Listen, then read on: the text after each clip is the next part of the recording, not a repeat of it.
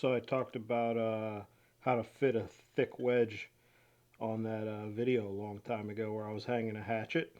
I just wanted to show you guys what it looks like when you actually have space in the sides of your eye. So the tongue of the handle is a lot smaller up top um, than the metal of the eye. And that's good to fit a thick wedge. It's also good when you don't really know what you're doing and you've had a lot of problems with seating a wedge sometimes.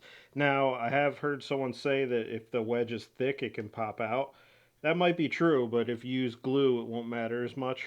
I mean, it won't matter at all, but the thing about glue is you really want to make sure that this is as dry as possible, the wood. So you could put it over a heating vent for a few days, maybe even a week or two, and that'll make sure it's kind of like a kiln to get it to as dry as possible for your environment. If you have an axe that you're hafting in a wet season and it's uh, and the relative humidity is high in that season, you're going to want to do this especially because once it gets to the dry season, it's going to shrink, and it's going to shrink this way and it's going to shrink this way. So just so you know, that's why filling the top of the eye to the back of the eye is most important, I think, because this way you have that outward pressure. But with this way, all you have is the length of the wedge. That's the only thing keeping this and this from going like this when you use the axe. You know what I mean? The tongue of your handle is gonna go like this. It's gonna move if you're not careful. So just a quick little video about that, little clip, and maybe we'll do a little stuff about hanging this axe that I'm working on. So as you can see, we still got the axe here, and it's not completed yet. The tongue isn't all the way out of the eye, so I like to have a little bit of a tongue. It's called proud when you hang it that way, but even if I want to make an axe flush, I still like to do it a little bit out, unless the shoulder doesn't give me room for that. Now, most importantly, when you're taking your axe out, you need a drift. I think I've shown this before, but this is the one I use most often. Um, and then for hatchets, I mean, I have another one of these. I just have to cut it for hatchets, but I have it. I'm lazy, so I just make it out of wood. And this is hickory, so it's lasted a long time. But you could see that it kind of digs into the kerf, so you have to be careful with that because that'll mess up the top of your tongue, and you have to cut more off than you want maybe. So what I would do is I would cut this off and chamfer it a little bit and kind of start over. But yeah, let's do this.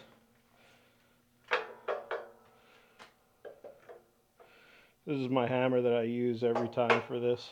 It's actually a cool hammer. It's a let's see, it's a True Temper 4 pounder. Can I get you in on this? Can I get you guys in on this secret? I don't know. I think this is actually, yeah, I think it says Japan. This is strange, right? Japanese. It says it right here. I know the shadow is in the way. Sorry about that. Actually, you know what? I could fix that.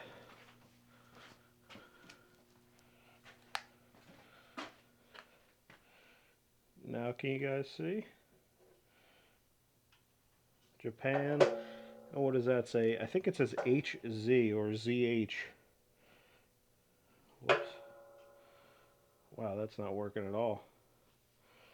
Anyway, let's drift this in. It's going to be a fun little, well, drift the handle out, and then we'll work on the handle. The handle's not refined, but I'm just working on the fit of the tongue. It's going to be loud, guys.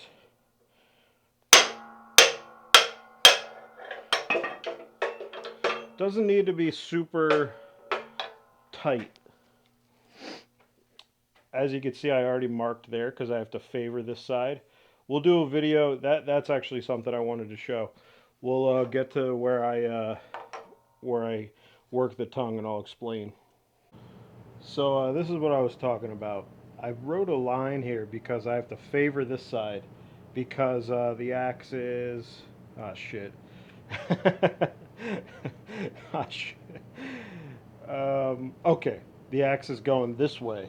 So when it's lined up, it's going to this side, this side.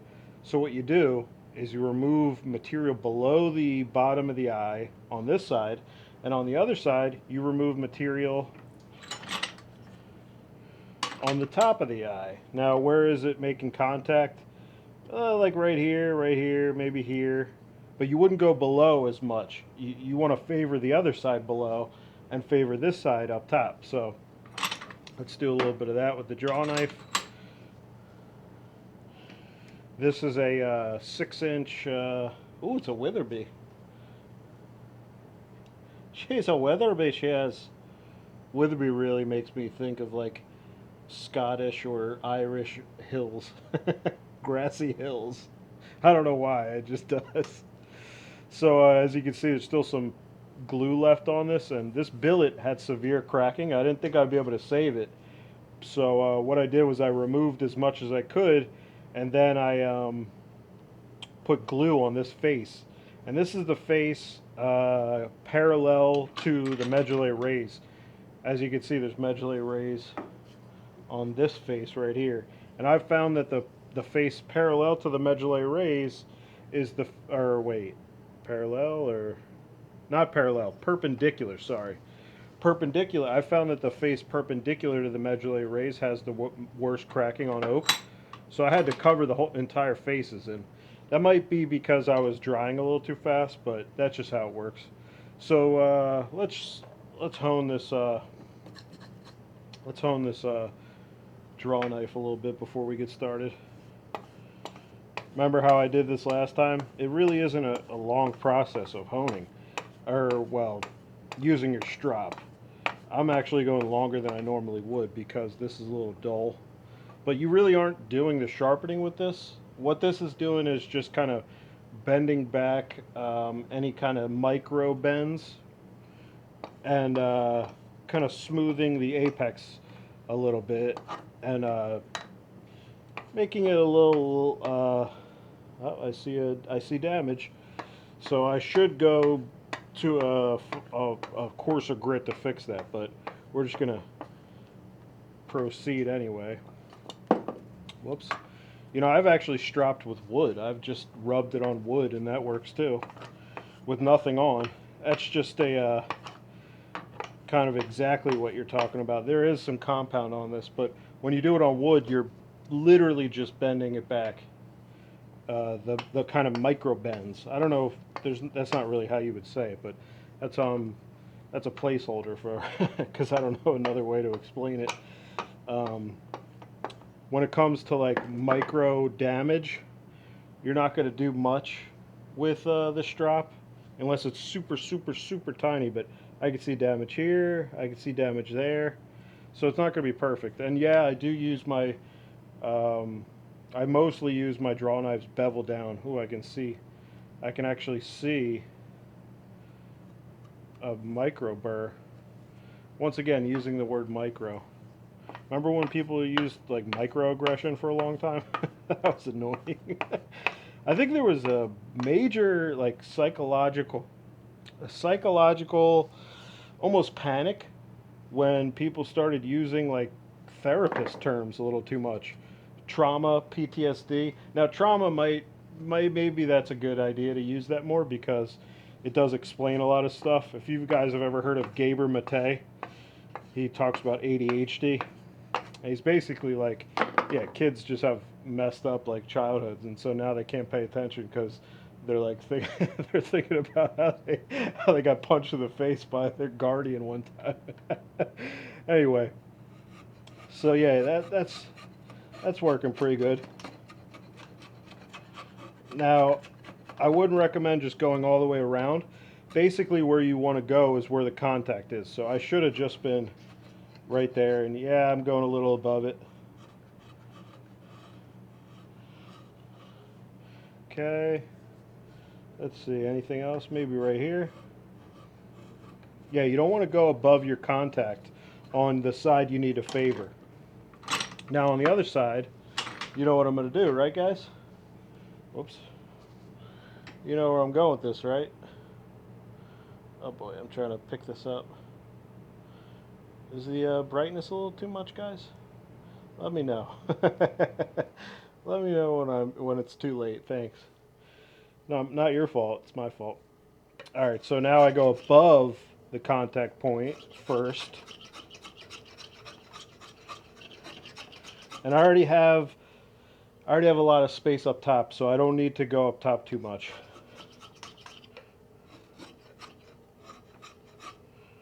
Um, you don't really need to go that far down. I was just doing it because uh, there is a shelf here, so I have to do that.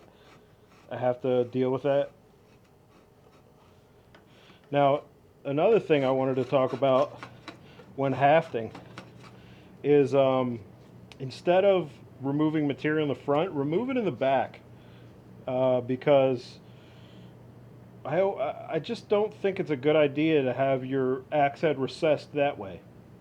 If you think about it in terms of penetration with cross cutting, you want the axe to be as far up on the front as possible, just in case you're penetrating all the way to the handle.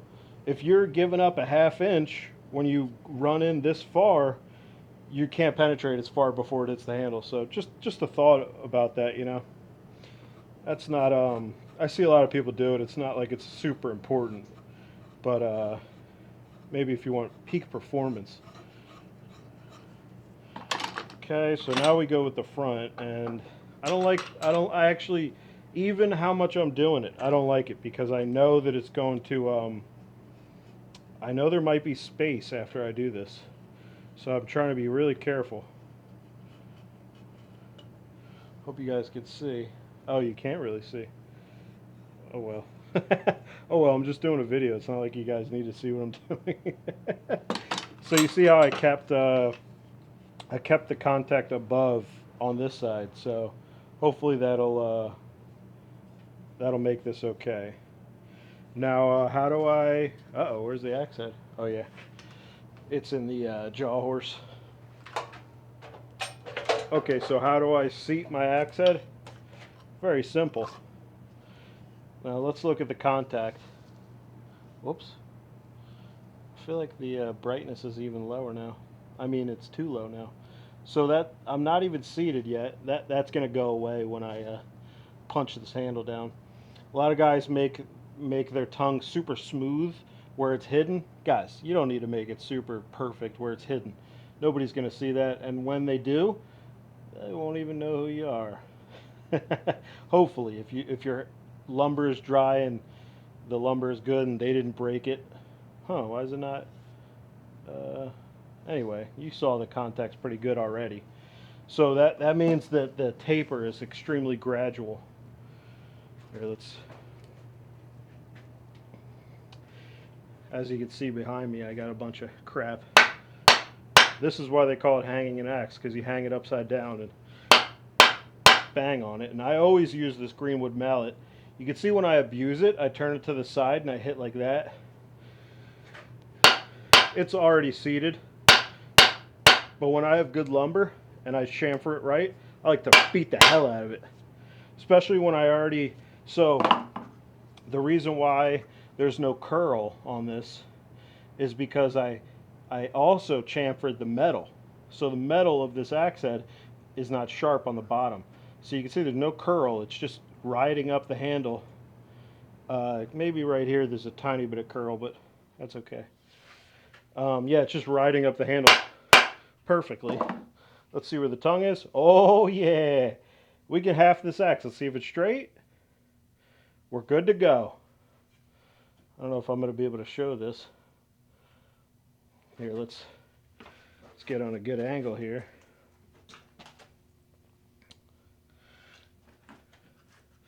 You can see that hole punch I just threw on the ground because it broke.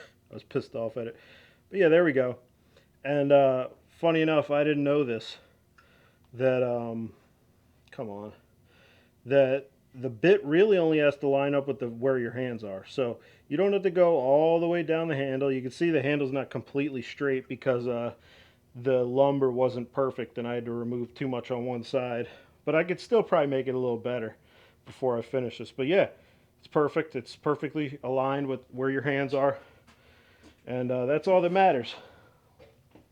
So before I go, let's check out this axe head. Beautiful, man. Oh, aren't the bevels really cool on this? One of my favorite aspects of axes. See if I can fix that. There we go. One of my favorite aspects of an axe head is when the bevels almost make it look like the eye is a collar. So usually a collar is below the eye, sort of. Here, let's see if I can find a collared axe.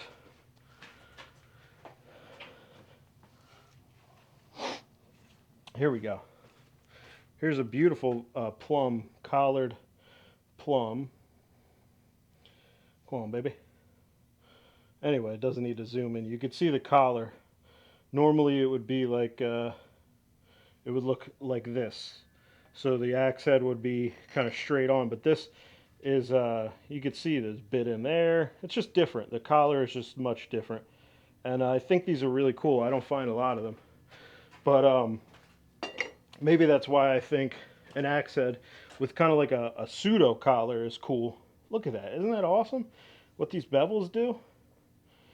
Now, this isn't a super pronounced one. There are axes like the old Kelly Perfects that have it a lot more. You can see I tested the steel a little bit. The steel's good. So very happy with that. Yeah, let's put a wedge in this. Do you guys want to see that part? Yeah, let's put a little wedge in it. Here's the perfect example of a wedge you don't want to use because this knot is going to cause a problem.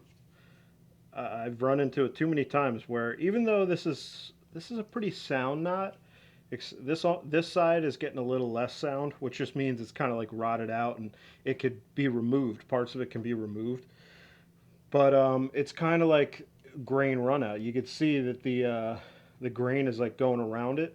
When it comes to growth, it wants to go straight, and then a knot, you know, it's just completely different. Um, so we're not going to use this. If I was to use this wedge, I would cut that off just to be safe. You always want to be safe with your wedges because you don't want to do it again. You could even this part is goofy. You can see I cut into it a little. Here's a really pretty sweet gum wedge, and it fits. Look how fat it is. So I'd have to do a lot of removal because the space in the axe head is not. It's not that much. And sweet gum is not super forgiving, but it is. It should be a little forgiving. My only thing about sweet gum is who knows if it holds spring. Like it might just compress and then give up, which you want spring. So let's keep looking. I've seen some people fit the wedge like this, and they'll take the head off and they'll try to fit it so the taper kind of goes from. So this is the widest or longest, and it gets a little thinner and thinner, and it kind of goes in and it clamps down up top. I'll show you how I do this. So I just shove the wedge in and I kind of line up at least one of the sides so it's like kind of almost flush to one of the sides. And you could wiggle it, just whatever it takes to get it sort of flush with one of the sides, right? So, and then I mark off the other side and then I just cut it off or I sand it, however I feel like doing it at the time. I might go with this mulberry wedge. You can see there's a little bit of sapwood, and sapwood is actually bad when it comes to rot resistant woods. It'll be less rot resistant than the heartwood, so I try not to do it too much. But I mean, even walnut, which is not a rot resistant wood, the sapwood rots much faster. I've seen that clearly. As you can see, we're a little further down on the shoulder now. I'd call this good. One thing you want to do before you start, and this is a bucking Billy Ray trick I learned, definitely bucking. You want to use something thin enough in the kerf that you could check your depth, and that's more than enough. Usually people go 3/4 to 2/3, I think, of the way down. So now that we know that's good, now we can work on the wedge. And this wedge is a little fat, so we'll have to thin it a bit, but we got a lot to fill. Let's see if I can get you in here. Yeah, we have a lot of space to fill on both sides, so we got a bit of a forgiving hang here. But first things first, let's put this wedge in And we're getting rid of the sapwood. Let's just do that. It's not necessary. I mean, not every axe gets wet, but I just like doing it as best it could be, or at least I try to do that a lot of the times. Sometimes I'm a bit lazy, I got to be honest, but right now let's do it as best as possible. So um, mark it about here. It's a rough job. You're not really doing this like an engineer. Hanging an axe is kind of a rough deal. A lot of people do it less thoughtfully than me. And there's also a lot of people that do it a lot more thoughtfully than me. I actually don't even draw the center line when I make these handles, which is alien to a lot of people. But when you do a lot of spoon carving, it's not that hard. Basically, what you do is you just constantly sight down, and you sight down the handle on both sides, you flip it, you rotate it, and you see what you need to correct. And it's pretty easy when you continuously do it that way. Sometimes you don't know where you need to remove. It's kind of difficult with a long handle, but you get the hang of it, pun intended. So we mark that off right there. That's about where the back of the eye starts. I actually gave some room. So let's do this. Um, what should I do, guys? Should I use the sander, or should I just cut it off real quick? I'll cut it off and we'll be back. Okay, so this is the wedge now. This is the little piece I cut off. All of the sapwood is gone. It does give some contrast. It would be cool, but you know what? Let's just do it as best we can. So I also didn't show you guys one thing. I think this is going to be a slightly less than the depth of the kerf. Let's just check. If you got, it's really wonderful to have fingers, guys. Let me show you why. This is your stop point. You check there. You check here, I mean. So now you know that that's good. And then what you do is you check on your wedge. And you can see it's slightly, the depth is slightly more, which is okay. It's not a big deal. In fact, what you could do is you could take this proud tongue a little down, and that'll help you out. But let's just see where we're at. So we got a lot to go. Let me see if I can show you. Got a lot to go, I'd say.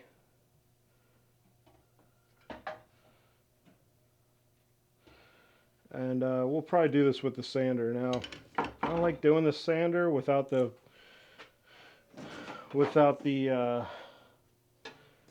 vacuum, so let's just do that. It's going to be a little loud, so maybe I'll have to turn on the volume for you guys. Actually, I'm going to put my earmuffs on.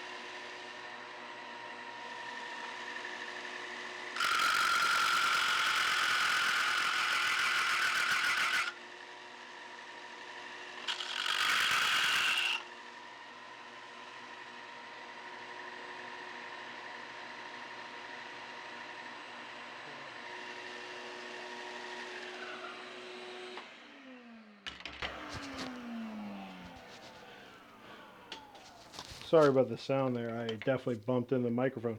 I actually never do what I just did. I never sand this down to, I usually cut it off for some reason. So one more thing is when you want to chamfer the inside edges of your kerf, because sometimes it gets sharp and it can actually bite into your wedge. Interestingly enough, it doesn't need to be perfect. You could just use the saw teeth of this hacksaw blade. Might have seen Buck and Billy Ray do that as well. Not sure, but that's just something you figure out on your own, because your wedge starts popping curls like the bottom of your handle when the bottom of the eye is too sharp. So let's see, where did I even put that wedge? Oh shit! Here, is this it? Yeah, that's it, because it's hot. I can tell because it's hot. So let's see. I think I still got more to go on the lengthwise. Oh, you know what? That's pretty much perfect. Like I said, it's a rough deal. You don't need to be super perfect. And I'm looking at the spaces I got to add up. And this is going to be too fat, but let's see what happens, all right?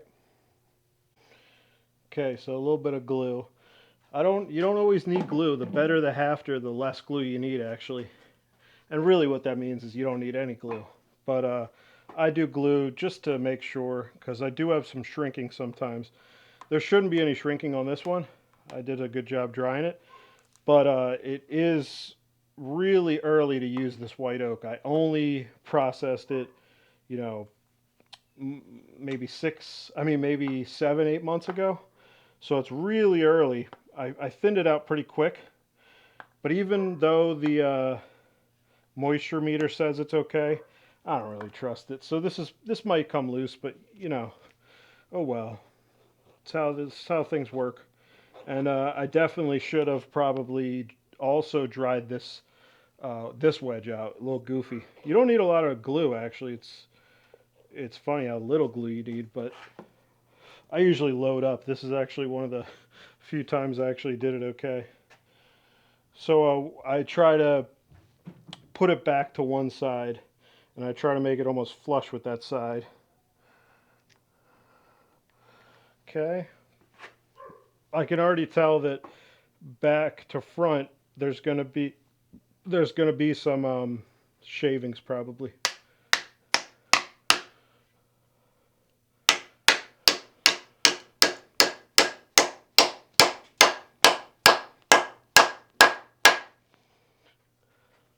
Hope you could see that.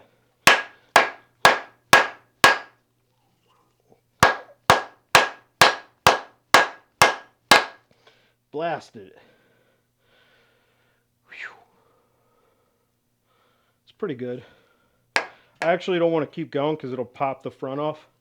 So that's that. And now I'm going to cut it off and I'll show you guys after. Sorry if you couldn't see that. It was a little dark. I'm blocking the light behind me. But you can see how thick this wedge is. And I got a ton of mushrooming over the top. A little bit of a chip out, but I should be able to be okay with that. I'll show you after I filed it, because I've already shown you guys that on the video that I tried to fit a thick wedge, but this is even thicker because bigger handle. So that's it, all done. Show you the finished product up top. It could be a little better, and obviously this is without oil, so not as rich in color when you don't oil it yet. But I think it looks pretty good, and sure, the kerf is not completely straight in line, but who cares, guys? The handle isn't completely done either, but you guys get the idea. Anyway, thanks for watching, guys. Hope that illuminated some of my process.